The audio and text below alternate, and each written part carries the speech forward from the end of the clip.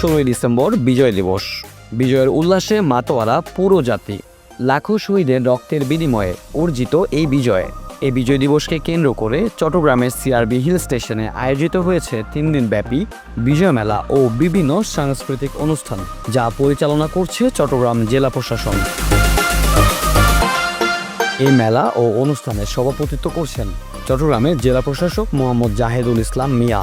বিজয়ের আনন্দে সকলেই সপরিবারে ঘুরতে এসেছেন এই মেলায়, করছেন বিভিন্ন কেনাকাটা।